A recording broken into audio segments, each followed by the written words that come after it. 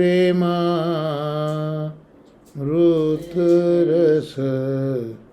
ભરેણાતિ ભરિતા વિહારાન કુર્વાણા વ્રજપતિ વિહારાદિષુ સદા પ્રિયા ગોપી ભર્તુ સ્ફુરતુ સતતમ વલ્લભ ઇતિ પ્રથાવત્યસ્માકં હૃદિ સુભગ મૂર્તિ સકરુણા શ્રીમદ વૃંદાવનેન્દુ પ્રગટિત રસિકાનંદ સંદોહરૂપ સ્ફૂર્જદ્રાસાદિ લીલામૃત જલધિ ભરાક્રાંત સર્વોપિ શશ્વત તસ્યૈવાત્માનુભાવ પ્રગટન હૃદયસ્યાગ્નયા પ્રાદુરાસીત ભૂમો યઃ સન્મનુષ્ય કૃતિરતિ કરુણા સ્તં પ્રપદ્યે હુતાશમ પ્રાકૃત ધર્માનાશ્રય પ્રાકૃત નિખિલ ધર્મરૂપમિતિ નિગમ પ્રતિપાદ્યમ યત્તચ્છુદ્ધમ સાકૃતિ સ્તૌમિ. શ્રી મહાપ્રભુજીના અનુગ્રહથી અને પૂજ્ય દાદાજી તથા પરમ સદ્દેવ શ્રી નવનીત પ્રિય શાસ્ત્રીજીના આશીર્વાદથી આજે શ્રી ભાગવતાર્થ પ્રકરણમાં શ્રી કુંતાજીની સ્તુતિ જે છે 8મા અધ્યાયમાં, એમાં ક્રમ પ્રમાણે 16મા શ્લોકનું અવગાહન આપણે કરવાનું છે. શ્રીમદ ભાગવતનો પ્રથમ સ્કંદ અધિકાર લીલા 19 અધ્યાયો અને 3 પ્રકરણો. એમાં શ્રીધરજી શ્રી બોપદેવજીએ દેશકાળને અનુસાર 3 પ્રકરણો અધિકાર લીલામાં બતાવ્યા. અહીંયા અધિકાર એટલે શ્રીમદ ભાગવતનું શ્રવણ કરવું અને ભાગવતનું કીર્તન કરવું, શ્રોતા અને વક્તા, એના 3 પ્રકાર બતાવ્યા. એનું સૂચન કરતા 3 પ્રકરણો બતાવ્યા. ક્રમશઃ પહેલાથી 3જા અધ્યાયમાં હીન અધિકાર, હીન અધિકારી શ્રોતાઓ 88 લાખ શૌનકાદી ઋષિઓ છે અને વક્તા તરીકે સુતજી બિરાજા છે. ઉગ્રશ્રવા એમનું નામ છે. અને જે સ્થળ છે એ નૈમિષારણ્ય છે. મધ્યમ અધિકારી એમાં શ્રોતા તરીકે શ્રી વ્યાસ મહર્ષિજી છે. વક્તા તરીકે શ્રી નારદજી છે અને કથાનું સ્થળ એ સરસ્વતી નદીનો તટ વ્યાસાશ્રમમાં જોવા મળે છે. આમ તો વ્યાસ મહર્ષિજી અને નારદજી એ બંને ભગવાનના અવતારો છે અને વ્યાસજી તો શ્રીમદ ભાગવતનું દર્શન કરનારા છે સમાધિમાં, છતાં એમનો મધ્યમ અધિકાર બતાવ્યો છે. કારણ કે શ્રોતા વક્તા તરીકેના અધિકારમાં વૈરાગ્યની મુખ્યતા સમજાવી છે. જેટલો વૈરાગ્ય દ્રઢ એટલો અધિકાર ઊંચો. અને ઉત્તમ અધિકારી જે 7મા અધ્યાયથી આપણે જોઈ રહ્યા છે, એટલે મધ્યમ અધિકારી માટેના 4 થી 6 એ 3 અધ્યાયો એ પણ આપણે જોયા. અને ઉત્તમ અધિકારીમાં 7મા અધ્યાયથી 19મા અધ્યાય સુધીમાં ઉત્તમ અધિકારી શ્રોતા પરીક્ષિતજી અને વક્તા સુખદેવજી અને ગંગા કિનારે આ કથા થયેલી છે. સુખદેવજીની ઉત્તમતા તો આપણે જોયેલી જ છે. પરીક્ષિતજીની જે ઉત્તમતા છે શ્રોતા તરીકે, તે મહાપ્રભુજીએ ખૂબ સુંદર રીતે સમજાવ્યું છે. કારણ કે પરીક્ષિતજીનો જન્મ એ 12મા અધ્યાયમાં છે અને ઉત્તમ પ્રકરણની શરૂઆત તો 7મા અધ્યાયથી થાય છે. તો પરીક્ષિતજીના જન્મ પૂર્વના 5 અધ્યાયો 7 થી 11 એનું મહત્ત્વ શ્રી મહાપ્રભુજી પોતાની એક સ્વતંત્ર વિચારધારા જે શ્રી વિષ્ણુ અને વ્યાસજીને પ્રિય છે તે સમજાવે છે કે જન્મ છે એનો સંબંધ બીજ સાથે છે. એટલે પરીક્ષિતજી જન્મથી શુદ્ધ હોય એના માટે બીજ શુદ્ધિ પણ આવશ્યક છે. અને બીજ શુદ્ધિ 5 પ્રકારની શુદ્ધિથી પ્રાપ્ત થાય એ શ્રી મહાપ્રભુજી શ્રી ભાગવતના પ્રકરણમાં આપણને બતાવે છે. 7મો અધ્યાય અર્જુનજી ભગવાન શ્રી કૃષ્ણને શરણે જઈને જે સ્તુતિ કરે છે અશ્વત્થામાના બ્રહ્માસ્ત્રથી બચવા, આ પિતૃ શુદ્ધિનો પ્રકાર બતાવ્યો. ત્યાર પછી ઉત્તરાજી પોતાના ગર્ભની રક્ષા કરવા માટે ઠાકોરજીની શરણાગતિ કરે છે. કુંતામાં પણ ઠાકોરજીએ કરેલા ઉપકારોનું સ્મરણ કરીને સ્તુતિ કરે છે. આ 8મો અધ્યાય જે અત્યારે આપણે જોઈ રહ્યા છે એ માતૃશુદ્ધિ મહાપ્રભુજી સમજાવે છે. 9મો અધ્યાય જ્યારે આવશે આપણા ક્રમમાં ત્યારે ભીષ્મદાદાની સ્તુતિ આવશે. તો આ પોષકાન્ન શુદ્ધિ, જે અન્નથી પોષણ થયું છે તે શુદ્ધિ. ત્યાર પછી 9મા અધ્યાયમાં આપ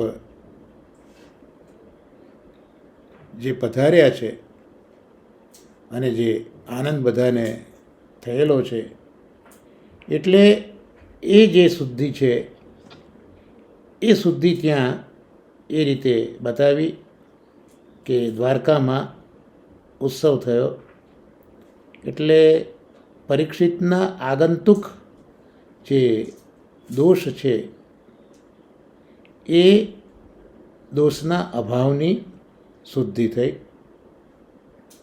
અને એની પહેલાં 10મા અધ્યાયની અંદર જે પાંડવોનું સુખ છે, કૃષ્ણ પરાયણતા છે, ત્યાં પરીક્ષિતની સ્વજન સંસર્ગ શુદ્ધિ. આમ 7થી લઈને 11-5 અધ્યાયોમાં પરીક્ષિતના બીજની શુદ્ધિ બતાવી છે, મહાપ્રભુજી બતાવ્યું છે. તો એમાં એ શુદ્ધિ પૈકી કુંતાજીની સ્તુતિ આપણે છેલ્લા થોડાક સત્સંગથી જોઈ રહ્યા છે. આજે એ સ્તુતિના ક્રમમાં 16મો શ્લોક આપણે જોઈશું. મહાપ્રભુજી એ પણ આજ્ઞા કરે છે કે સ્તુતિ દુઃખમાં થાય, સ્તુતિ સુખમાં થાય, અને સ્તુતિ મુક્તિ જોઈતી હોય ત્યારે થાય. એટલે દુઃખમાં તો અર્જુન અને ઉત્તરાએ સ્તુતિ કરી છે, પણ સુખ, હવે પાંડવો વિજય થઈ ગયા છે, રાજા બન્યા છે, એટલે એ સુખમાં જે પ્રભુને ભૂલ્યા નથી, એવી આ કુંતાજીની સ્તુતિ આપણે જોઈ રહ્યા છે.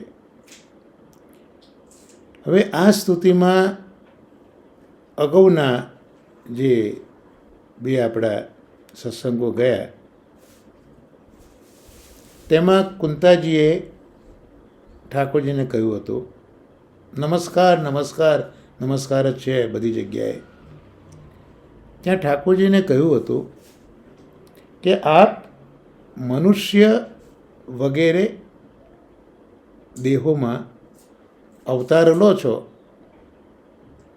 ત્યારે જેનો અવતાર લીધો હોય એવા જ ગુણો આપ પ્રગટ કરો છો. એટલે મનુષ્ય અવતાર લીધો હોય તો મનુષ્ય જેવા, ત્યાર પછી દાખલા તરીકે વરાહ અવતાર, મત્સ્ય અવતાર, તો જે અવતાર લીધા એ પ્રકારના આપ ગુણો પ્રગટ કરો છો. આવું શા માટે? તો ત્યાં કુંતાજી કહે છે કે આ આપનો એક ભગવાન તરીકેનો અસાધારણ ધર્મ છે. બસ ભગવાન તરીકેની આ એક ભગવત સામર્થ્ય છે, આ એક અસાધારણ ધર્મ છે. આગળના શ્લોકમાં એ પણ કુંતાજી કહે છે કે અસાધારણ ધર્મની સાથે જે આપનો ગુણ છે એમાં મેં એક બીજા ગુણનું પણ દર્શન કર્યું.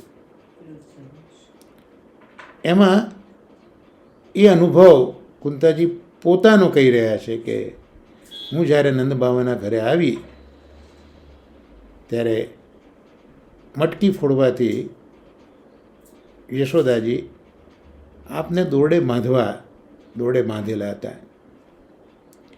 એ વખતે આપના ચહેરા ઉપર ભય હતો, આપ ભયભીત હતા, આંખમાંથી અશ્રુ નીકળતા હતા.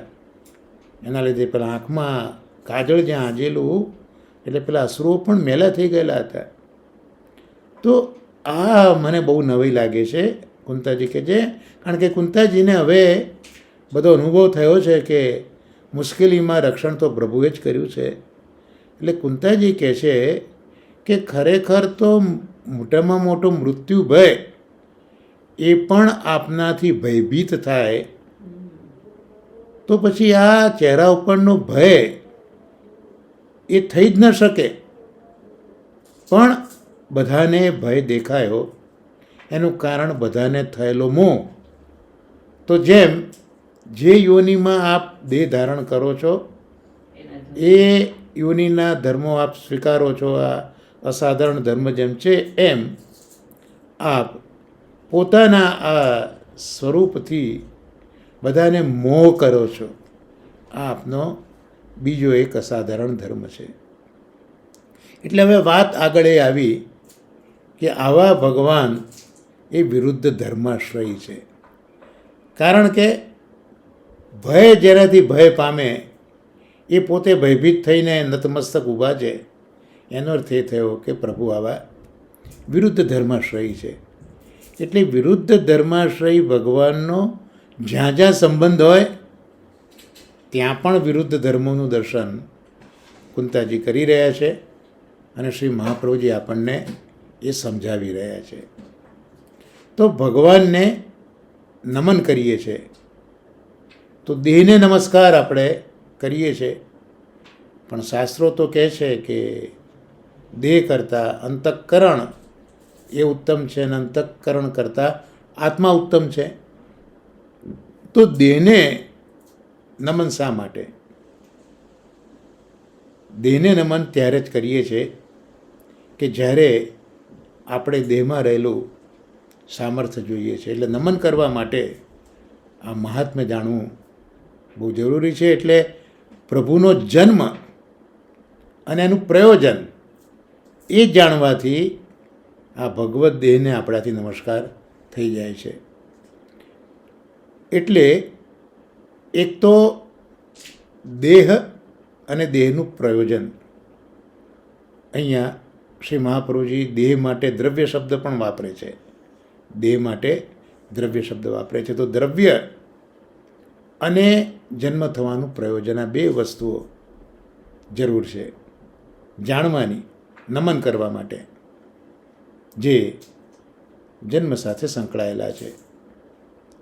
તો હવે દેહની વાત કરીએ તો બે પુરુષ દેહ છે. એક તો વંશ કરનાર, એટલે જેનો જન્મ થયો છે એ આગળ વંશ ચલાવી રહ્યો છે એનો દેહ, અને બીજું જે વંશમાં એ જન્મ્યો છે એટલે પિતાનો દેહ.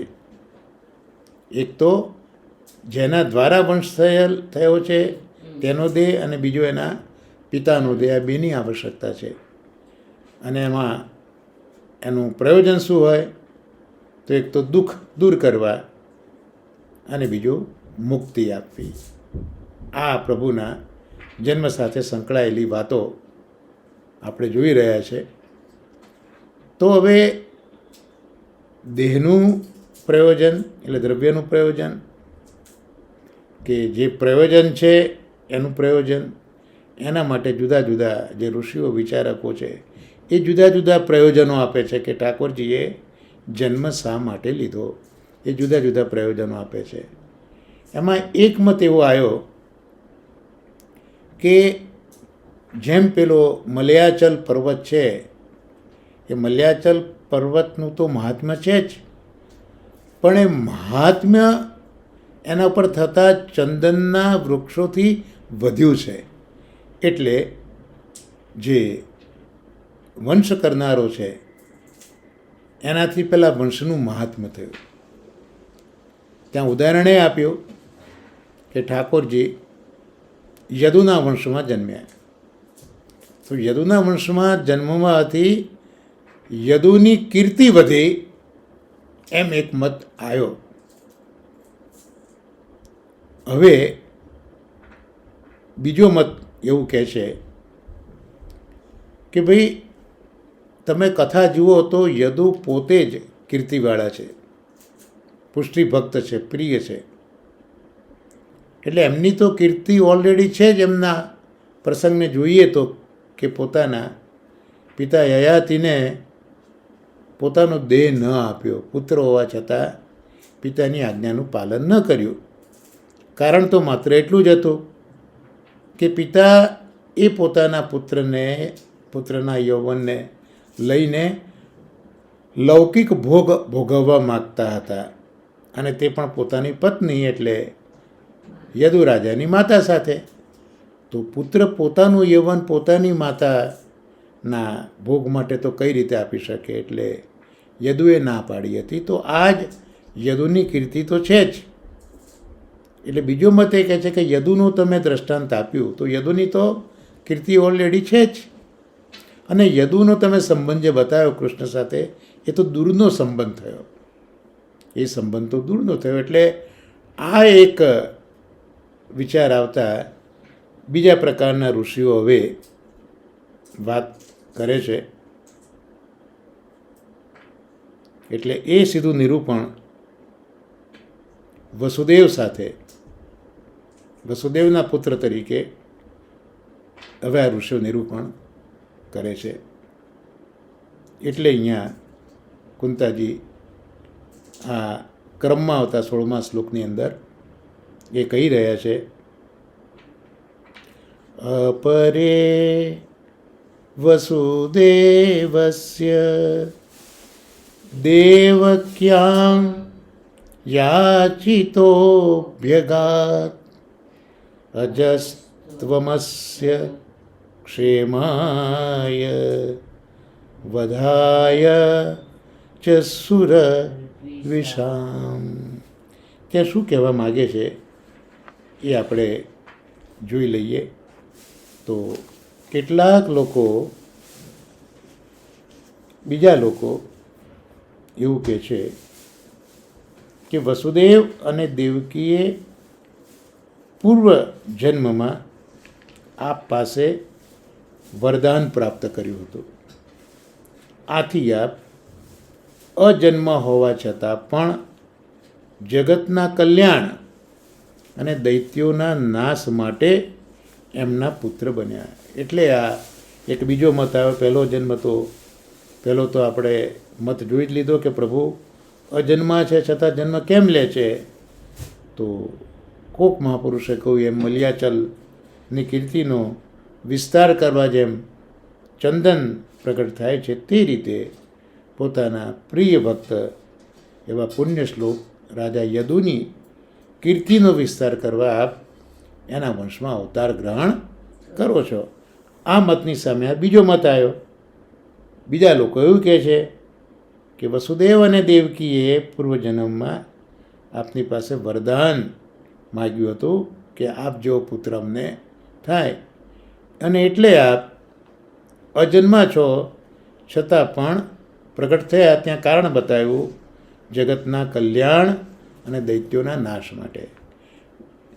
પ્રભુના જન્મનું પ્રયોજન તો જાણવું બહુ મુશ્કેલ છે. એટલે જ્યારે શ્રીમદ ભાગવતના પ્રથમ સ્કંદમાં પણ શૌનકાદિ ઋષિઓએ ત્રીજા અધ્યાયમાં પ્રભુના અવતારની કથા પૂછી. પ્રથમ અધ્યાયમાં જે 6 પ્રશ્નો હતા એમાં પ્રભુના અવતારની કથા પૂછેલી પ્રથમ અધ્યાયમાં, એનો જવાબ ત્રીજા અધ્યાયમાં સૂતજીએ આપ્યો. 24 અવતારો બતાવ્યા અને 19મો અને 20મો અવતાર કૃષ્ણ બલરામનો ગણાવીને કહ્યું કે ભૂમિનું ભાર હરવા માટે પ્રગટ થયા. આ એમને પોતાની સમજ કહી હતી. જ્યારે કુંતાજી પોતે આ આગળ સુધીમાં જોયું કે જે અમલ હૃદયવાળા પરમહંસો છે એ પરમહંસોના હૃદયમાં ભક્તિ યોગનું દાન કરવા પ્રગટ થયા છો. આ બીજો આપણે એક પ્રયોજન જોયું. હવે કુંતીમાં પાછા બીજા કોક ઋષિએ બતાવેલું પ્રયોજન આપણે ગયા શ્લોકમાં જોયું હતું કે યદુ રાજાની કીર્તિ વધારવી છે, કારણ કે પ્રિય છે, એમની કીર્તિ વધારવી છે. એટલે જેમ પેલા મલયાચલ પર્વત ઉપર ચંદનથી એની કીર્તિ વધે છે, ભલે એની કીર્તિ તો છે એમાં પ્રગટ થયા છો. અને હવે આ એક નવો દૃષ્ટિકોણ, નવો અભિપ્રાય આ ઋષિઓ અહીંયા આપી રહ્યા છે કે વસુદેવ દેવકી પૂર્વ જન્મમાં સુતપા અને પૃષ્ણની ગર્ભ તરીકે હતા. એમણે તપ કરીને આપને પુત્ર તરીકે માગેલા, એટલે આપ પ્રગટ થયા છો. એટલે ભલે આપ અજન્મા છો છતાં પણ આપ પધાર્યા છો. તો ત્યાં શ્રી મહાપ્રભુજી સુબોધિનીજીમાં આપણને સમજાવે છે કે તે અજન્મા કયા? તો વસુદેવ દેવકીજીને ત્યાં આપ પ્રગટ થયા. તે અજન્મા કયા? તે તો જે વસુદેવ દેવકીજીને ત્યાં પ્રગટ થયા. હવે એ તો પ્રગટ થયા ત્યારે કંઈ પેલા શિશુ જેવા નહોતા. એમનું પ્રાગટ્ય થયું ત્યારે તો ચતુર્ભુજ સ્વરૂપે શંખચક્ર ગદા આયુધ વગેરે સાથે એ તો પ્રગટ થયા હતા. પણ પછી દેવકીજી માતા પિતા કહે છે કે હવે તમે આ સ્વરૂપ છુપાવી દો. એટલે માતા પિતાના દેખતા જ એ પોતે બાળક થઈ ગયા હતા, આવું આપણને ભાગવતમાં જોવા મળે છે. એટલે આપ અજન્મા પ્રગટ થયા પણ માતા પિતા એ વિનંતી, કારણ કે માતા પિતાને ડર છે કે કારણ કે માતા પિતાને હજી આ પોતાના પુત્રના મહાત્મ્યની ખબર નથી, વાત્સલ્ય જેટલું છે, મહાત્મ્ય જાણતા નથી. એટલે અહીંયા કહી દેશે કે આપ પ્રાકૃત બાળક થઈ જાઓ. એટલે આપે પ્રાકૃત રૂપનું દર્શન કર્યું, દર્શન કરાવ્યું. એટલે અહીંયા જ્યારે પ્રાકૃત સ્વરૂપનું પ્રદર્શન કર્યું એટલે એમ થાય કે આ કોઈક બીજા ભગવાન જે પેલા જન્મમાં છે એના કરતાં જુદા, એવી શંકા થાય. તો એટલે અજન્મા ભગવાન બીજા હશે અને આ જે સ્વરૂપ આવ્યું પ્રાકૃત સ્વરૂપ, મહાપ્રભુજી બહુ સુંદર સમજાવે છે, શાસ્ત્રીજી પણ કહે છે કે પ્રાકૃત સ્વરૂપ એટલે આપણે જે પંચમહાભૂતને પ્રાકૃત કહીએ છીએ તે સ્વરૂપ નહીં, પણ પ્રકૃતિ દ્વારા, આપણી પ્રકૃતિ દ્વારા જે ગ્રાહ્ય થાય એ સ્વરૂપને પ્રાકૃત કહેવાય. એટલે અહીંયા પ્રાકૃત અર્થ આપણા રેફરન્સમાં નહીં, પણ પ્રકૃતિ ગ્રાહ્ય સ્વરૂપ બની ગયું છે. એટલે જે સ્વરૂપ આપણી આંખો જોઈ શકે એ સ્વરૂપ માટે પ્રાકૃત કહ્યું. તો અહીંયા જે અજન્મા ભગવાન બીજા હશે જે પેલા પ્રગટ થઈ ગયા, અને આ પાછું બભુવ પ્રાકૃત રૂપ, પાછા પ્રાકૃત બની ગયા, તો એ સ્વરૂપ બીજું હશે. આવી શંકા સહજ થાય. તો કહે છે કે આપ જ અજન્મા છો છતાં આ રીતે પ્રગટ થયા છો. એટલે અહીંયા પણ પાછો વિરુદ્ધ ધર્માશ્રય બતાવ્યો. એટલે જેમ કુંતાજીએ નંદ બાવાનો જે પ્રસંગ બતાવ્યો ઠાકોરજીનો કે આપ તો ભયને ભય કરો છો અને આપના મુખ ઉપર ભય, એટલે નિશ્ચિત આ આપનું વિરુદ્ધ ધર્માશ્રય છે.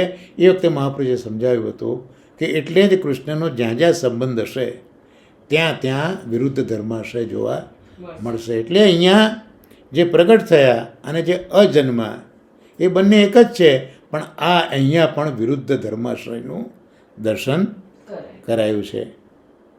તો આ તો પેલા દ્રવ્ય એટલે દેહની વાત કરી, સાથે પ્રયોજનની પણ આપણે વાત થઈ હતી કે બે વસ્તુ જન્મ માટે, દેહ અને પ્રયોજન. તો દેહની તો અહીંયા વાત કરી દીધા. પ્રયોજન, તો પ્રયોજન માટે એવું કહે છે અહીંયા ઋષિઓ પોતાના મતમાં, જેમ પેલા એક ઋષિ કીધું કે તમારે જે યદુ રાજા છે એના વંશની કીર્તિને વધારવી હતી, આ પ્રયોજન બતાવ્યું. હવે આ બીજો મત છે ત્યાં પ્રયોજનમાં એવું કહે છે કે આપ જગતના અને યુધિષ્ઠિરનું કલ્યાણ કરવા માટે પ્રગટ થયા છો. કે આપનું પ્રાગટ્ય કેમ છે? તો જગતનું અને યુધિષ્ઠિરનું કલ્યાણ કરવું છે માટે આ પ્રગટ થયા છો. તેમજ કંસનો વધ કરવા માટે પણ આપ પ્રગટ થયા છો વગેરે વાક્યો પણ શાસ્ત્રમાં તો દેખાય છે. આ ઋષિની માન્યતા બતાવી, ઋષિની માન્યતા કે જગત અને યુધિષ્ઠિરનું કલ્યાણ કરવું છે, આવું આ ઋષિઓ માને છે. પણ શાસ્ત્ર તો એમ કહે છે કે કંસનો વધ કરવા પણ આ પ્રગટ થયા છો. તો આ વાક્યો પણ શાસ્ત્રમાં છે. અને શ્લોકમાં એવું કીધું કે દૈત્યોના વધ માટે આપ પ્રગટ થયા છો. તો અહીંયા જે દૈત્યોના વધની વાત કરી ત્યાં એવું બતાવવા માગે છે કે દેવતાઓનું હિત જે કર્યું છે એ જુદી રીતે કર્યું છે. દૈત્યોને મારીને દેવતાઓનું હિત ભગવાને કર્યું છે. એટલે અહીંયા જે દેવતાઓના હિતની રીત જુદી છે એ બતાવવા માટે અહીંયા જે દૈત્યોના વધની વાત આ ઋષિઓ કરી રહ્યા છે. એટલે જગતનું કલ્યાણ, યુધિષ્ઠિરનું કલ્યાણ એક આખો પ્રકાર જુદો થયો પ્રયોજનનો. કંસનો છે તો શાસ્ત્રમાં લખ્યો છે કંસ માટે તો, પણ જે દૈત્યોનું જે હિત કર્યું છે એ જુદી રીતે કરેલું છે. તે આ રીતે દેવોનું જે હિત કર્યું છે એ જુદી રીતે કર્યું છે. એ અહીંયા દેવતાઓના વધથી બતાવવા માગે છે. એટલે અહીંયા બે પ્રયોજનો જુદા જુદા આવ્યા. એટલે અહીંયા ચકાર મૂક્યો છે, વધાય ચ સુરદ્વિષામ એટલે દેવતાઓનો દ્વેષ કરનારા અસુરોની મુક્તિ માટે આ પ્રગટ થયા છો. કારણ કે જે દેવતાઓનો વધ કરે છે એની કોઈ દિવસ મુક્તિ થતી નથી હોતી, પણ આપે એ દેવતાઓને દ્વેષ કરનારા અસુરોને પણ મુક્ત કરવા છે માટે આપનું પ્રાગટ્ય થયું છે. માટે આ દૈત્યોની મુક્તિ એ એક રીતે દૈત્યોનું હિત અહીંયા બતાવ્યું છે. પણ આવું કેમ બતાવ્યું?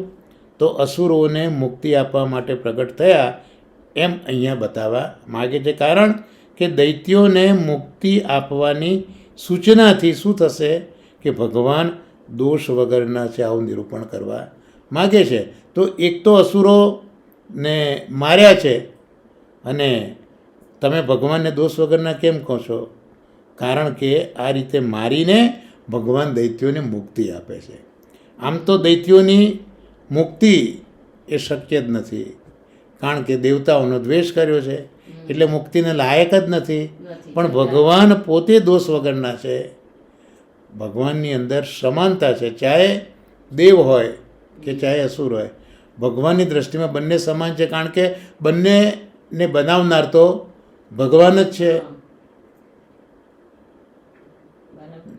આ નાગને નાથ્યો ત્યારે નાગે તો એ જ કહેલું કે ઝેર આવ્યું ક્યાંથી, આપનાર તો આપ જ છો.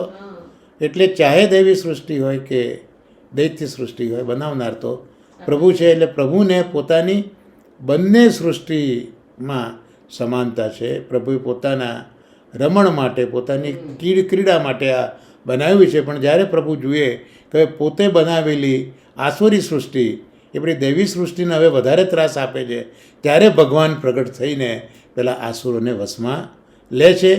એ પ્રમાણે જે અસુરોને મુક્તિ ન મળે એને ભગવાન મુક્તિ આપે છે. એટલે આ ભગવાન છે દોષ વગરના છે. એટલે બંને કાર્ય કરવા માટે આ પ્રગટ થયા છો. જો દૈત્યોની મુક્તિ ન આપો અને તેઓને કેવળ મારવા માટે જ આ પ્રગટ થયા હો તો આપનામાં વિષમતા આવી જાય, ક્ષમતા ન રહે. એટલે અહીંયા બે કારણ બતાવ્યા કે એક તો વસુદેવ દેવકીજી એ તમને પૂર્વજન્મમાં માગેલા હતા, અને બીજું તમારે આ યુધિષ્ઠિર એનું જગતનું તમારે કલ્યાણ કરવું છે. પણ સાથે સાથે જે આ શાસ્ત્રોમાં બતાવ્યું કે કંસ વગેરેને મારવા, તો ત્યાં અસુરોને મારવા એ પણ બીજું એક પ્રયોજન અહીંયા બતાવીને અસુરોને મારવાનું પ્રયોજન એ કે એમને મુક્તિ આપી છે. કારણ કે ભગવાનની દ્રષ્ટિમાં વિષમતા નથી, સમતા છે. એટલે દૈત્યોનું જે હિત કર્યું એ આ બીજી રીતે હિત કર્યું છે એમ અહીંયા મહાપ્રભુજી બતાવવા માગે છે. તો આ રીતે આજે જે કુંતાજીની સ્તુતિનો ક્રમમાં આવતો 16મો શ્લોક છે એ આપણે આ રીતનો જોવાનો પ્રયત્ન કર્યો છે. બહુ જ સુંદર સમજ બધી અહીંયા આપે છે કે કેટલાક એવું માને છે કે વસુદેવ અને દેવકીએ યાચના કરી હતી આના કલ્યાણ માટે ને દેવોના દ્વેષીઓનો વધ કરવા માટે. આમ બે કારણ અહીંયા પ્રયોજનો બતાવ્યા છે. એટલે દ્રવ્ય દેહ એનું જન્મવું અને એનું પ્રયોજન એ અહીંયા આવી રીતે બતાવ્યું છે. તો આ રીતે ભગવાનમાં પક્ષપાતનો દોષ નથી એવું અહીંયા નિર્દોષ છે એવું સિદ્ધ કર્યું છે. તો આ સાથે જે કુંતાજીની સ્તુતિ છે એનું આપણે શ્રી મહાપ્રભુજીના અનુગ્રહથી જે રીતે સમજાય એ રીતે આપણે પ્રયત્ન કર્યો છે. અને હવે જે આજનો ક્રમ છે એ ક્રમમાં આપણે શ્રી ગિરિયાદ જોવા જઈ રહ્યા છીએ. કારણ કે જે ત્રીજું તત્વ છે એ ગોવર્ધન ગ્રંથ ગઈએજી, તો ગિરિરાજી તત્વનું, વાયુ તત્વનું અવગાહન આપણે પરમ પૂજ્ય ગોસ્વામી 108 શ્રી શ્યામ મનોહરજી ષષ્ઠપીઠાધીશ કાશી બનારસ,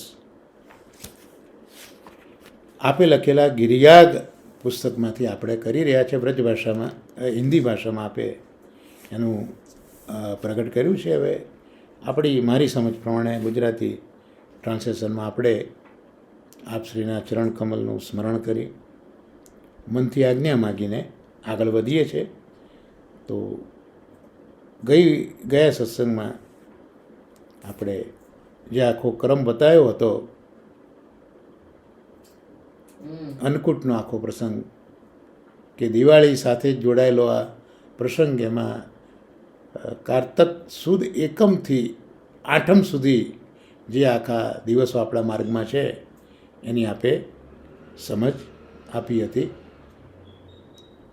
અને હવે આ જે આખો ક્રમ બતાવ્યો આપણને કે ભાઈ કારતક સુદ એકમ અન્નકૂટ થયો, પછી ભાઈ બીજ આવી, ત્યાર પછી બધા યમુના સ્નાન કર્યું, પછી ઠાકોરજી નીકળ્યા છે, ગાયો પ્રથમ ગોચારણ ચલે ઘનાઈ, એટલે 7 દિવસ સુધી પર્વતને ધરી રાખ્યો છે.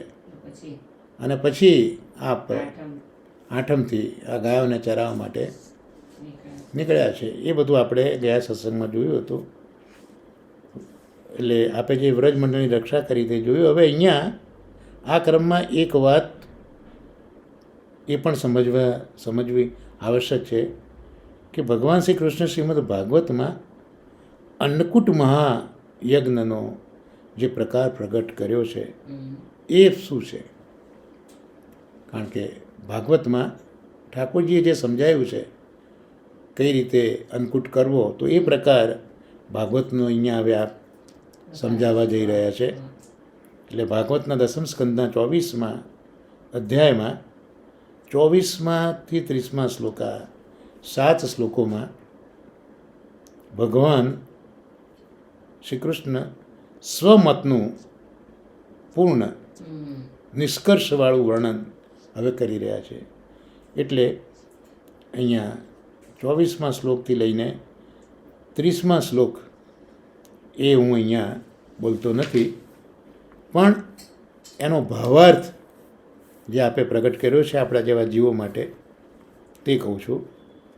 ત્યાં ભગવાન અહીંયા પિતાને સંબોધિત કરે છે. ન નઃ પુરો જનપદા ન ગ્રામા ન ગૃહા વયમ નિત્યમ વનૌકસસ્તાત વન શૈલ નિવાસીન. પિતાજીને કહી રહ્યા છે કે હે પિતાજી, આપણી પાસે ન તો કોઈ દેશ છે કે કોઈ દેશનું રાજ્ય છે, નથી આપણી પાસે કોઈ ગામ, કે નથી આપણા કોઈ ઘરો. આપણે તો એક વનવાસ કરનારા સદા વનવાસીઓ છીએ.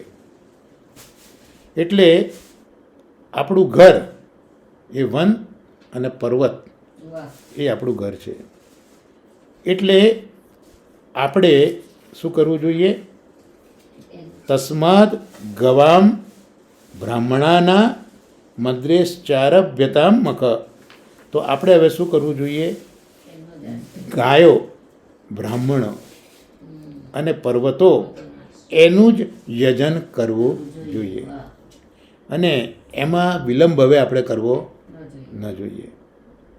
ઇન્દ્ર યજ્ઞ માટે જે સામગ્રી એકત્રિત કરી છે એ બધી જ ગિરિયાગના અનુષ્ઠાનમાં આપણે ઉપયોગમાં લેવી જોઈએ. ય ઇન્દ્રયાગ સંભારાસ તરય્યમ સાધ્યતામ મખ. ઇન્દ્ર માટે જે કંઈ કર્યું છે એનો ઉપયોગ હવે આપણે ગિરિયાગના અનુષ્ઠાન માટે કરવો જોઈએ. ઇન્દ્રયાગની અપેક્ષા એની સરખામણીમાં આ ગિરિયાગમાં એક વિશેષતા અને બૃહદ પ્રકાર છે, વિશાળ પ્રકાર છે. કઈ રીતે? તો આ ઉત્સવમાં આબાલ, સ્ત્રી, વૃદ્ધ બધા જ નું આમાં ગ્રહણ થયેલું છે. ઇન્દ્રિયાગમાં એવું થતું નહોતું. જઈને ઇન્દ્રને મોકલી આવતા હતા. એમાં બધાની ઇન્વોલ્વમેન્ટ નહોતી. અહીંયા આબાલ વૃદ્ધ બધા સ્ત્રીઓ સહિત બધ- બધાનું ગ્રહણ અહીંયા છે. અને વિવિધ પ્રકારના પાક સામગ્રીઓ આમાં સિદ્ધ કરવામાં આવે છે. કારણ કે પ્રકાર ઇન્દ્રિયા કરતાં બૃહદ છે. તો કયો બૃહદ પ્રકાર, હમ. કયો વિશેષ વિવિધ પ્રકાર પ્રકારના પાક. એ અહીંયા બતાવે છે. તો વિવિધ પ્રકારની સામગ્રી આમાં સિદ્ધ કરવામાં આવે છે. શ્રીમદ ભાગવતમાં ભગવાન શ્રી કૃષ્ણ દ્વારા સામગ્રીઓના મુખ્ય 4 પ્રકાર નિર્દિષ્ટ કરવામાં આવ્યા છે. પણ એ મુખ્ય 4 પ્રકારના ભેદાભેદ મળીને ઘણી બધી સામગ્રીઓ થાય. બની જતી હોય છે. પણ એના બેઝમાં મૂળ ચાર. 4 પ્રકાર છે. અહીંયા સૌથી પહેલાં જે વાત કરી છે સુપાંતા હમ. પાયસાદય, તો અહીંયા સુપાંત પાયસ વગેરે પકવાન સિદ્ધ કરવાનો નિર્દેશ કરવામાં આવ્યો છે. પચંતામ વિવિધા પાકા સુપાંતા પાયસાદય. અને આગળ કહે છે કે સંયાવા પૂપશસ્કુલ્ય સર્વદોહશ્ચ ગુહ્યતામ. તો સર્વપ્રથમ અહીંયા વાત કરી પાયસ, પાયસનો પ્રકાર સિદ્ધ થાય છે. સર્વપ્રથમ એટલે પાયસ સિદ્ધ થાય. તો પાયસ એટલે શું? તો દૂધ હમ. અથવા તો ચાસણી, હમ. એનાથી સિદ્ધ થતા જે પકવાન છે હમ. એ આ પાયસમાં આવે. બરાબર. માત્ર દૂધ નહીં પણ ચાસણી પણ એની અંદર ઉલ્લેખ કરે છે. તો પ્રચલિત અત્યારની ભાષામાં જોવા જઈએ તો પાયસથી દૂધગર હા. અને અનસકડીની સામગ્રી એનું ગ્રહણ આમાં થઈ શકે પાયસમાં. આ પાક સર્વપ્રથમ સિદ્ધ કરવો જોઈએ. અથવા તો પાયસનો બીજો અર્થ કર્યો. પાયસનો અર્થ થાય કેવળ દૂધની સામગ્રી હમ. અથવા તો દૂધગર અને નાગરી એની સામગ્રીનું પણ અહીંયા ગ્રહણ વર્તમાન યુગમાં આપણે આ કૃષ્ણની આજ્ઞા પ્રમાણે કરી શકીએ.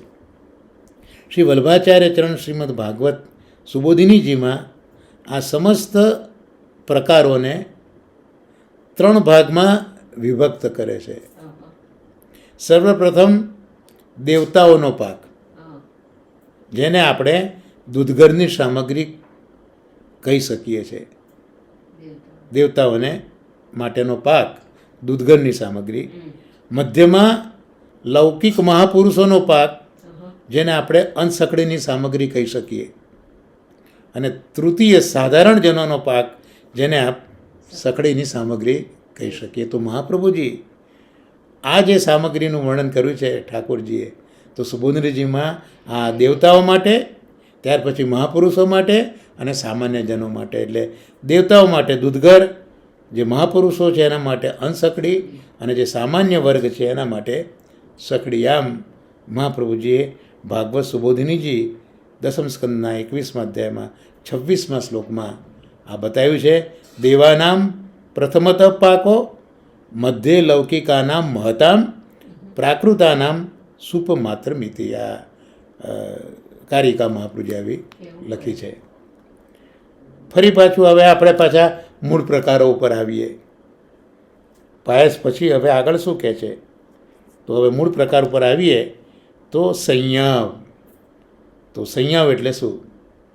સામાન્યતઃ સંયાવ ઘઉંના દલિયાની ખીરને કહેવામાં આવે છે.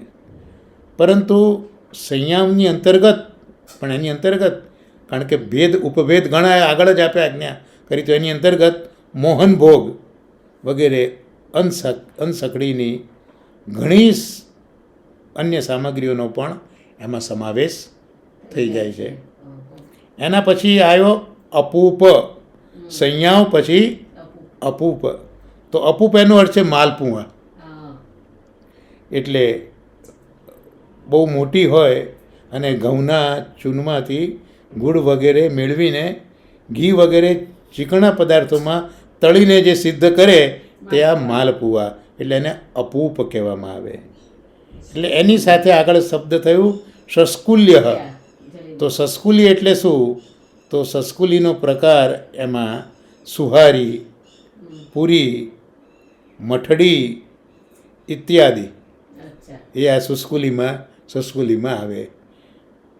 સુહારી ગુડકે ગાજા સુહા પુહારી હા મઠડી. તો મઠડી વગેરે એમાં આવે. પછી આવે છે નાલાકાર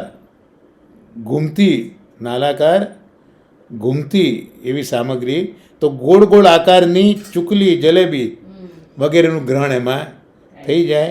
અથવા તો કર્ણાકાર હોઈને મધ્યમાં છેદ પાડી એ મધ્યમાં દ્રવ્ય પૂરવામાં આવે, જેમ કે કચોડી, ગુજા, ખરંજ વગેરેનું ગ્રહણ આનાથી કરવામાં આવે છે.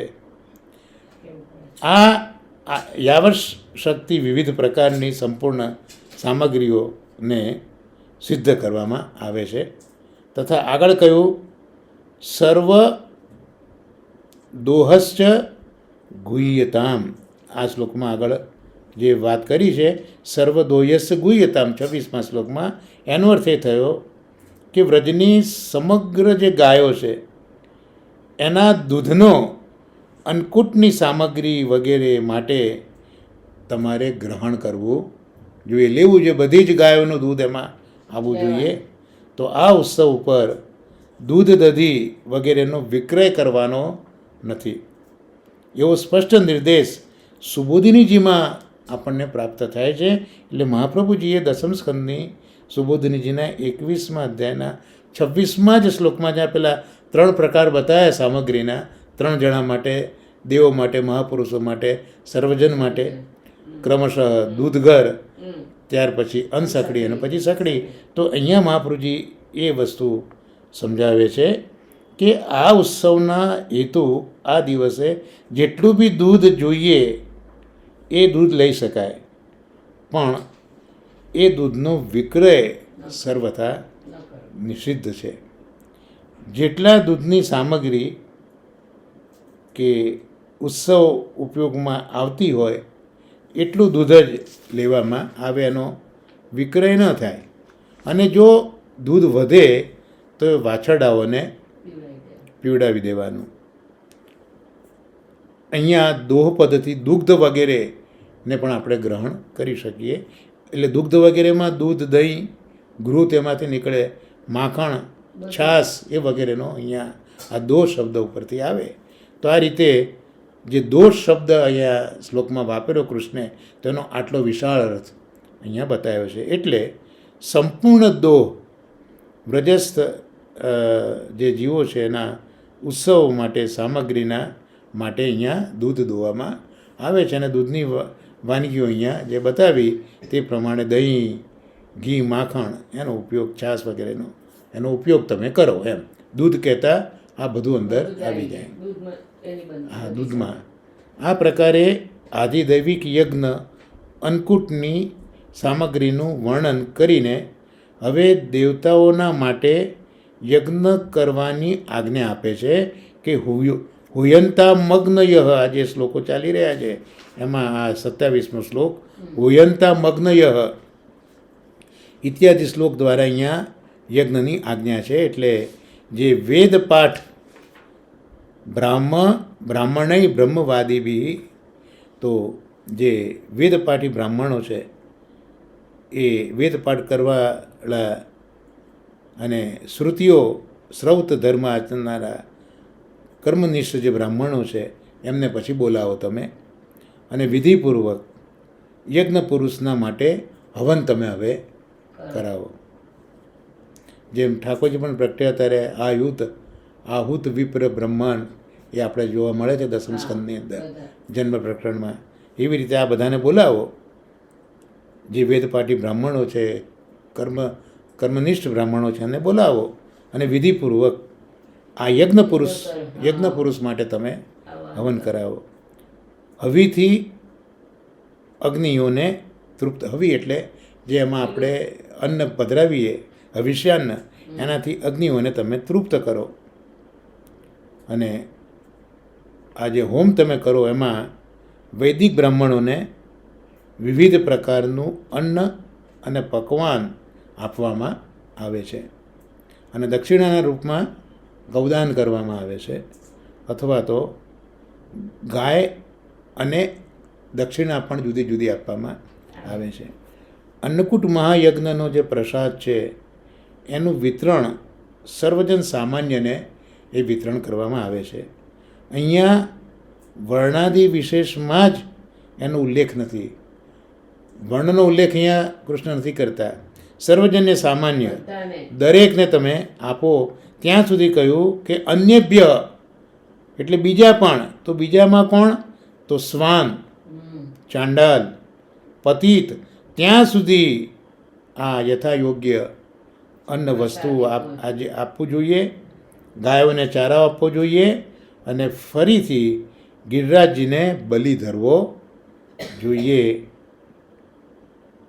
સંપૂર્ણ ઉત્તમ અન્નનો પર્વત ગિરિરાજને સમીપમાં ઢેર પર્વવત કરવામાં આવે. પર્વત તમે કરો. અન્ય ક્ષત્રિય વૈશ્યાદિ સમગ્ર વર્ણોમાં અને સર્વત્રમાં આ પ્રસાદનું વિતરણ કરો. આ રીતે અન્નકૂટ ભોગ અને પ્રસાદનું વિતરણ સુધીનો પ્રકાર ઠાકોરજીએ શ્રીમદ ભાગવતના આ 21માં બતાવી. એટલે આમ તો 24મો પેલા 3 પ્રક્ષિપ્ત ગણીએ તો. હવે 29મો શ્લોક 28 શ્લોક સુધી બતાવ્યું કે પિતાને કે કઈ રીતે આપણે આ યજ્ઞ કરવો છે, યજ્ઞ શું છે બતાવ્યા. પછી હવે 29મા શ્લોકમાં પ્રદક્ષિણાનો પ્રકાર વર્ણવે છે. તો સ્વલંકૃતા તો ભોજન, इसके बाद ભોજન કરકે, આના પછી ભોજન કરીને ઉત્તમ વસ્ત્રભૂષણથી અલંકૃત થઈને સુગંધિત દ્રવ્ય ચંદન વગેરે લગાવીને ગૌ, બ્રાહ્મણ, અગ્નિ, પર્વત, ગોવર્ધન અને વૃંદાવન તુલસીવનની પરિક્રમા આપણે કરો. આ રીતે 24, 25, 26, 27, 28, 29 આ 6 શ્લોકો દ્વારા અન્નકૂટ મહાયજ્ઞનો પ્રકાર અને વિધાનનું વર્ણન ભગવાન શ્રી કૃષ્ણે કર્યું છે. ત્યાર પછી 30મા શ્લોકમાં કહે છે એતન મમ મતમ. બહુ જબરજસ્ત વાત કરી. એતન મમ મતમ. આ શ્લોકમાં કહ્યું કે આ તો મારો મત છે. જો આપ બધાને રુચિકર લાગે તો આનંદપૂર્વક તમે કરો. અહીંયા જબરજસ્તી દબાવથી કરવાની આજ્ઞા નથી. રુચિપૂર્વક શ્રદ્ધાથી કરેલું કર્મ જ ફલિત થતું હોય છે. એટલે શ્રદ્ધાપૂર્વક આપ બધા જો આ કરવા ચાહતા હો તો આપ કરો. હું દબાણ નથી કરતો. શ્રદ્ધાથી આપ કરવા ચાહતા હો તો આપ કરો. તો ઉપર કહેલા ભગવાને કરેલા વર્ણન પ્રકારથી એટલું તો અવશ્ય સ્પષ્ટ થાય છે કે ઇન્દ્રિયાગનો ભંગ કરીને ગિરિયાગ કરવામાં જરા પણ ભયભીત થવાની આવશ્યકતા નથી. સંપૂર્ણ ઉત્સાહ, કોલાહલપૂર્વક આ ઉત્સવ મનાવો. આ યજ્ઞ ગિરિયાગ એ ગાયો, બ્રાહ્મણ, અદ્રી એટલે ગોવર્ધન અને મારા એટલે ભગવાનના પ્રિય યજ્ઞો છે. એટલે ગાયો, બ્રાહ્મણો અને પર્વતો એને પ્રિય એવા મારા પ્રિય આ ઠાકોરજી કહે મને પ્રિય યજ્ઞો છે. ગાય, બ્રાહ્મણ ને પર્વત. આ પ્રકારે ભગવાન શ્રી કૃષ્ણની આજ્ઞા કરીને બધાને ભગવદ આજ્ઞાનો સ્વીકાર કર્યો. શ્રદ્ધાપૂર્વક ભગવાનના મત અનુસાર પૂરું કાર્ય કર્યું, જેનું વર્ણન હવે આગળના શ્લોકોમાં સુખદેવજી કહી રહ્યા છે. એટલે 31મા શ્લોકથી 38 શ્લોકમાં જે ઠાકોરજીએ કહ્યું એ પ્રમાણે કર્યું. તો કહે છે કે ઇન્દ્રના ઘમંડને ચૂર ચૂર કરવાની કાલાત્મ ભગવાનની ઈચ્છા હતી. કાલાત્મના ભગવતા શક્રદર્પમ જિગાંસતા. એટલે કાલાત્મા ભગવાનની આ ઇન્દ્ર, શક્ર એટલે ઇન્દ્ર, એનો જે ઘમંડ હતો એને ચૂર ચૂર જિગાંસતા, એને ચૂર ચૂર કરવાની ભગવાનની ઈચ્છા હતી. અત નંદ બાવા તથા ગોપોએ ભગવાન શ્રી કૃષ્ણની વાતો સાંભળીને સહર્ષ એનો સ્વીકાર કરી લીધો. જે રીતે ભગવાન શ્રી કૃષ્ણે યજ્ઞ કરવાનું કહ્યું તે જ પ્રમાણે યજ્ઞનો પ્રારંભ કરી દીધો. પહેલાં બ્રાહ્મણોથી સ્વસ્તિ વાચન કરાયું. ત્યાર પછી દ્રવ્યથી બ્રાહ્મણ અને ગોવર્ધનને ભેટ વગેરે કર્યું. ગાયો વગેરેને લીલું ઘાસ ખવડાયું. એના બાદ જે ગાયોનો સમૂહ છે એને આગળ કરીને બધા ગિરિરાજની પરિક્રમા શરૂ કરે છે. વ્રજ ગોપિકાઓએ સુંદર સુંદર શૃંગાર કર્યા છે. ગાયોની ગાડીઓમાં બેલગાડીમાં બધા સવાર થઈને બ્રાહ્મણોના આશીર્વાદ પ્રાપ્ત કરીને ભગવદ્ લીલાઓનું ગાન કરતી પરિક્રમાની શરૂઆત થાય છે. ભગવાન શ્રી કૃષ્ણ ગોપોને વિશ્વાસ આપે છે અને એટલા માટે વિશ્વાસ આપવા માટે એક અન્યતમ વિશાળ શરીર સ્વરૂપ ભગવાન ધારણ કરે છે અને હું ગિરિરાજ છું આવું કહીને સંપૂર્ણ સામગ્રી બધાની દેખતા આરોગવા લાગે છે. ભગવાન શ્રી કૃષ્ણે સમસ્ત વ્રજજનોને સાથે સાથે પોતાનું બીજું સ્વરૂપ પણ સ્વયં પ્રગટ કરીને પ્રણામ કર્યા અને કહેવા લાગ્યા કે જુઓ આ કેવું આશ્ચર્ય છે કે ગિરિરાજ સાક્ષાત પ્રગટ થઈને આપણા પર કૃપા કરીને આપણા બધાની સામે સાક્ષાત ભોજન કરી રહ્યા છે. તો આ સ્વૈચ્છિક રૂપ ધારણ કરી શકે છે. જે વ્રજવાસી જીવ ગિરિરાજનો નિરાદર કરે એને એ નષ્ટ પણ કરી દે છે. એટલે આવો આપણે બધા મળીને ગિરિરાજને નમસ્કાર કરીએ. એટલે ગિરિરાજે પોતાનું આ બીજું સ્વરૂપ પણ ધારણ કરે જ છે, પણ જો કોઈ એને માને નહીં તો એનો આદર ન કરે તો એને નષ્ટ કરે છે. તો આવો આપણે ગિરિરાજને નમસ્કાર કરીએ. આ પ્રકારે ભગવદ્ આજ્ઞાથી નંદ બાવા વગેરે મોટા ઘરડા ગોપોએ ગિરિરાજ ગાયો અને બ્રાહ્મણોનો વિધિપૂર્વક આનંદ ઉત્સાહપૂર્વક યજ્ઞ સંપન્ન કર્યો. એટલે આ યજ્ઞ ગાયોનો છે, બ્રાહ્મણોનો છે અને પર્વતનો છે. પછી બધા જ ગોપ બાળક નંદાદી ભગવાન શ્રી કૃષ્ણની સાથે પુનઃ વ્રજમાં પાછા ફરી ગયા. હવે આ ગોવર્ધન લીલાનો કાલ નિર્ણય કયા સમયે એ નિર્ધાર આપશ્રીએ કરવાનો પ્રયત્ન કર્યો છે. શ્રી ગોવર્ધન લીલાનો સમય નિર્ધાર.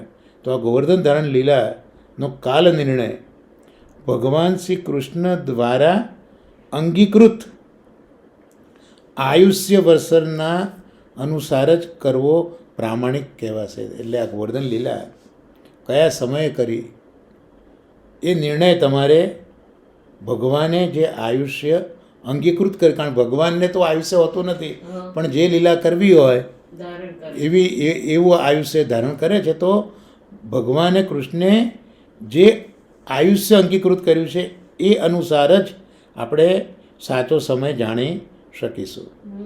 એટલે ભગવાનનું પ્રાગટ્ય ઉપરાંત શ્રી ભાગવત અનુસાર લીલાનો ક્રમ જો આપણે વિચાર કરીએ છીએ તો સર્વપ્રથમ હવે ભગવાનનું પ્રાગટ્ય અને ભાગવત અનુસાર લીલા એનો ક્રમ વિચારીએ તો સર્વપ્રથમ પૂતના વ્રત લીલા, જે બાલ્યાવસ્થા આપે અંગીકાર કરેલ. બાલ્યાવસ્થા એટલે 2 વર્ષ સુધીની આ પ્રથમ અવસ્થા યમલાર્જુન ઉદ્ધારતક પ્રવર્તમાન હૈ. એટલે આ જે અવસ્થા છે એ યમલાર્જુનનો ઉદ્ધાર કર્યો ત્યાં સુધી છે.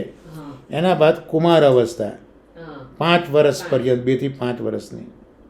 ત્યાર પછી 6ઠું વર્ષ પૌગંડ અવસ્થા, જેમાં ગોચારણ લીલા જોવા મળે છે. તો એ બધું પ્રમાણ શ્રી મહાપ્રભુજીએ પોતાના નિબંધની અંદર આજ્ઞા કરી છે કે સપ્તમ વર્ષ કૃત્યમાં, અર્થાત આ કાલ્યદમન જે લીલા છે, એ સપ્ત વર્ષ રનિંગ, જે 7મું વર્ષ છે રનિંગ, એ વખતની એટલે 7મા રનિંગ વર્ષની કાલ્યદમનની આ લીલા છે. એટલે પ્રથમ દાવાગ્નિ પાન અને પ્રલંબ વધની લીલા ભગવાનની 7મા વર્ષ રનિંગમાં ગ્રીષ્મકાળની છે, જેનું પ્રમાણ ભાગવતના 10મ સ્કંદના 18મા અધ્યાયના 2જા શ્લોકમાં ગ્રીષ્મો નામર્તુર ભવન વગેરેથી પ્રાપ્ત થાય છે. એટલે ગ્રીષ્મકાળની અંદર આ થઈ છે. એ સિવાય 7મ વર્ષની સમાપ્તિ અને 8મ વર્ષનો પ્રારંભ, એમાં ગોવર્ધન ધારણ લીલા થઈ છે એવું કહેવા માગે છે. 7 વર્ષનો સાવરો પણ 7 વર્ષની સમાપ્તિ છે અને 8મ વર્ષનો પ્રારંભ થયો છે. ત્યારે આ લીલા કરી છે, જેનું પ્રમાણ આપ્યું ભાગવતના 3 સ્કંદના 2 અધ્યાયના 32-33 શ્લોકમાં કે અયા જયદ્રો સવેન અને વર્ષતીન્દ્રે વ્રજ. એટલે આ જે 3જો સ્કંદ છે, એટલે તો જે ઉદ્ધવજી અને વિદુરજીને વાત થઈ છે અને વિદુરજીએ પ્રશ્ન પૂછ્યા છે ઠાકોરજીએ શું શું લીલા કરી, એમાં જે વર્ણન કર્યું છે એ પ્રમાણનું આધાર લઈને અહીંયા કીધું કે 7 વર્ષ પૂરા થઈને 8મા વર્ષની શરૂઆતમાં ગોવર્ધન ધારણ લીલા કરી છે. તો એના પર મહાપ્રભુજી સુબોધજીમાં પણ આ જ આજ્ઞા કરી કે સપ્તમાંત લીલા 7મા વર્ષનો અંત અને અષ્ટમ વર્ષાદિ કૃત્યમાં 8મા વર્ષની શરૂઆત ત્યારે આ લીલા થઈ છે. એટલે અહીંયા છેવટે એ કહેવા માગે છે કે બધું મળીને તાત્પર્ય એ થયો કે 7 વર્ષ પૂર્ણ અર્થાત અષ્ટમ વર્ષ ચાલુ રનિંગમાં આ લીલા થઈ છે. શ્રી ભાગવત લીલા ચરિત્ર ક્રમાનુગત સંયોજન જો ઉપરયુક્ત આચાર્ય આજ્ઞાથી કરીશું તો ક્રમશઃ કથાનનોનું સંયોજન હોવું સંભવ નહીં થાય. એટલે માત્ર ભાગવતની લીલાના પ્રમાણે જ જોવા કરીશું તો આ બધું સંગતિ નહીં થાય. કારણ કે ભાગવતમાં શરદ ઋતુગત વેણુગીતના પછી વ્રતચર્યાનો પ્રસંગ આવે છે. હેમંતે પ્રથમે માસે એ પ્રમાણથી હેમંત ઋતુ અને માર્ગશીર્ષ માસની લીલા છે. એ પછી યજ્ઞપતિ એટલે આ યજ્ઞપત્નીનો ઉદ્ધાર ગોવર્ધન ધારણ લીલા એ બધી થઈને પાછી શરદ ઋતુમાં રાસલીલાનું વર્ણન છે. એટલે વર્ષભેદથી ક્રમગત આ પ્રશ્નનું સમાધાન સંભવ. એટલે વર્ષ પ્રમાણે તમે કરવા જશો તો આ લીલા નહીં સમજાઈ શકો, પણ પ્રભુએ જે આયુ ધારણ કરી છે આ લીલા કરવા એ આયુની સંગતિથી જ તમે આ ભાગવતની લીલાઓ સમજાવી શકશો. બાકી ભાગવત લીલાના ક્રમ પ્રમાણે તમે આને સમજાવી નહીં શકો. કારણ કે હેમંત ઋતુ માર્ગશીર્ષ માસ એ જે લીલા છે એના પછી યજ્ઞપત્નીનો ઉદ્ધાર છે, ગોવર્ધન ધારણ લીલા એ પછી છે અને પાછી શરદ ઋતુ અને પાછું રાસલીલાનું વર્ણન. એટલે વર્ષભેદથી જો ક્રમ કરવા જઈશું તો આ પ્રશ્નનું સમાધાન સંભવ નથી. તદ અનુસાર કાલે દમન લીલા 7મા વર્ષની લીલા છે રનિંગ, અને 7મા વર્ષના અંતે અષ્ટમ વર્ષના પ્રારંભમાં ગોવર્ધન ધારણ લીલા છે. એટલે હવે 9મા વર્ષમાં જે લીલા આવશે તો વ્રતચર્યાની લીલા તમારે હવે આ પ્રમાણે 9મા વર્ષની લીલા તમારે ગણવી પડે. એટલે એવું આગળ આપણે આ રીતનું ક્રમ ઉંમરનો ગોઠવી શકીએ. ઉપરયુक्त प्रक्रियोक्त दिशा से ऐतिह्य की दृष्टि से आचार्य आज्ञा एवं भगवतोक्त कथाक्रम का संयोजन उचित है. એટલે મહાપ્રભુજીએ જે દૃષ્ટિકોણ આપ્યો કે તમે એમને જે આયુ ધારણ કરી એ પ્રમાણે તમે ગોઠવશો તો આ બધું ગોઠવાવશે. એસા યથામતી મેરા વિચાર હે. એટલે આપ શ્રી આજ્ઞા કરે છે, મારો વિચાર આવો છે. તથાપિ યહ વિષય અભી પૂર્ણ અન્વેષણ की અપેક્ષા રખતા है, છતાં આના પર અન્વેષણની જરૂર છે. આ રીતે આપણે અત્યાર સુધી ઐતિહાસિક દૃષ્ટિથી વિસ્તારપૂર્વક આ ઇન્દ્રયાગનું વર્ણન કર્યું. હવે દાર્શનિક પક્ષ એનો વિચાર કરીએ તો એનો સંબંધ સીધો શુદ્ધાદ્વૈત દર્શન સાથે વિશેષ પ્રમાણમાં જોવા મળે છે. કારણ કે ભગવાન પરબ્રહ્મ શ્રી કૃષ્ણની વ્રજલીલા એ દેશ કાલાદિ અતીત છે અને એનો સીધો સંબંધ શુદ્ધાદ્વૈત દર્શનમાં સંકળાયો છે. એટલે ભગવાન શ્રી કૃષ્ણે જે ગોવર્ધન પર્વત ધારણ કરવાની લીલા કરી છે એનો દાર્શનિક પક્ષ સમજવા માટે હવે સૌથી પહેલાં આપણે શુદ્ધાદ્વૈત બ્રહ્મવાદને થોડો સમજી લેવો આવશ્યક છે. એટલે હવે આવતા સત્સંગમાં આપણે મહારાજશ્રી દાર્શનિક ખંડમાં શુદ્ધાદ્વૈત બ્રહ્મવાદ સમજાવશે. તો આજનો આ સત્સંગ આપ શ્રીમાનોના ચરણોમાં નિવેદિત કરી આશ્રયપદનું ગાન કરીશું. કારણ કે તેના તો ધમાના દિવસો છે. શ્રી વલ્લભ પ્રભુ કરુણા સાગર જગત ઉજાગર ગાઈએ, શ્રી વલ્લભ કે ચરણ કમલ કી બલિ બલિ બલિ જાઈએ.